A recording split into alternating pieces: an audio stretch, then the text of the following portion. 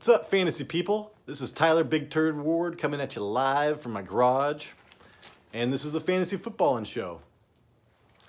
So today's episode is the Thursday night player pause, which is a start or sit specific to just a Thursday night game. And I'll be going through the Browns, which is the home team. Jason will be going over the Pittsburgh Steelers, which is the away team, and we'll just be going through, each position of significance and tell you if you should press play or maybe have some pause on that person. So let's get into it. I'm just going to go like, a fantasy football, like how your lineup is set up. Quarterback, running back, wide receiver, tight end, defense, kicker. So first up, Jacoby Brisket. Last week he got 229 yards, 1 touchdown, 1 interception, and that was against the Jets. And the Jets defense is not as good as Pittsburgh, and Pittsburgh's defense held Mac to a very similar number to what Brisket just got against a far lesser defense. Matt got 251, 1 TD, 1 interception against Pittsburgh last week, and I watched that game and.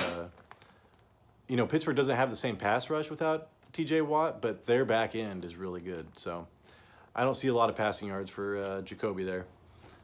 So I'm going to press pause on Jacoby. Next up, Nick Chubb.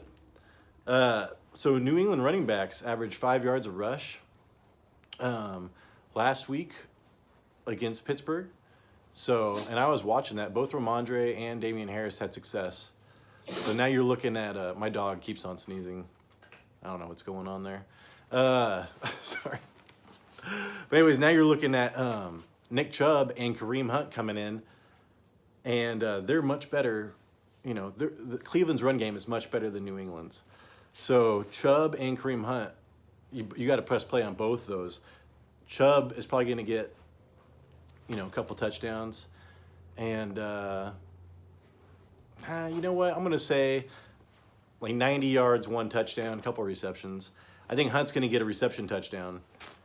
And probably, he always gets like 50 yards rushing on whatever carries. He did great last week. The typical Kareem Hunt game, he just didn't get his touchdown. He went 13 for 58, average 4.8 yards a carry. He just didn't get his stuff. So next up, Amari Cooper, the number 1 wide receiver. So... number 1 wide receiver for New England last week was Jacoby Myers, and I watched that game. And everything underneath, I have not watched a lot of Cleveland Browns, but I do know that Amari Cooper does run underneath routes from time to time. So I'm thinking they're going to try to get it out quick, get it to Amari Cooper. He's going to get, over 10 targets. Maybe not a touchdown, but, around 100 yards. Yeah, because Jacoby Myers had 9 for 95 last week, and that was all underneath stuff. So, and then Amari Cooper last week had 9 for 100 yards. So he's back to being the alpha wide receiver. Donovan Peoples-Jones had it the first week, but it set itself right. And then next up, Donovan Peoples-Jones. He had 1 target with no catches last week, and even though Nelson Aguilar had a good game, like the second wide receiver for the Patriots, had a good game against Pittsburgh. Jacoby Brisket's not as good as, Mac Jones. And so I'm pressing pause on Donovan Peoples-Jones. I know he had a really good week 1, hyper-targeted. But, and I wouldn't say drop him yet because who knows. But I would not play him. Even though it's fun to have people on Thursday night games. Next up, tight end, David Njoku. So, like I said, the Pittsburgh Steelers have a really good back end, and they have some really good coverage linebackers. Hunter Henry and Jonnu had no catches on 4 targets. So a team that loves to target their tight ends in New England couldn't even do that. Couldn't even have success with their tight ends last week. So I'm pressing pause on David Njoku, but if you have to play him because it's a tight end wasteland, I totally understand. But do not expect, you're probably going to get like 30 yards, man, or something like that. It's not going to be good. And then Browns defense. I'm going to press because they were actually doing really well against Joe Flacco last week, and then they just fell apart, in the fourth quarter. And watching Pittsburgh, they're not going to score many points with Mitch Trubisky at the helm. So it's going to be a low-scoring game. I would probably pause on the Browns defense unless you have something else going on. But you don't want to get into these tough divisional games.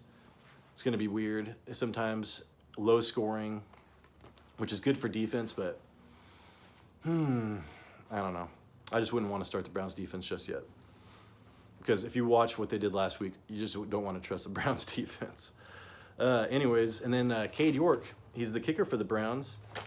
And like I said, it's going to be a low-scoring game. And a lot of times these games are just field goals only. Like, the AFC North.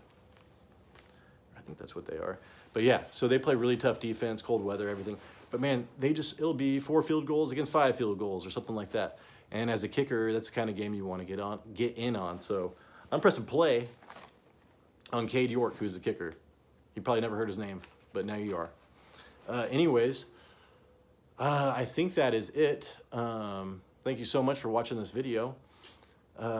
Just a friendly reminder, if you've got somebody playing on the Thursday night games, don't put them in your flex. Put them in the slot what they're assigned to, because it gives you a lot more, flexibility on Sunday if people are injured or late injuries or whatever. Oh man, it's raining. This is awesome. Anyways, thank you so much for watching. If you like this, you can do this in real life. Thumbs up, subscribe, make me feel great. And if you don't like this, I think there's a thumbs down button you can click. So, and you can leave hurtful comments per usual. So thank you so much. Later.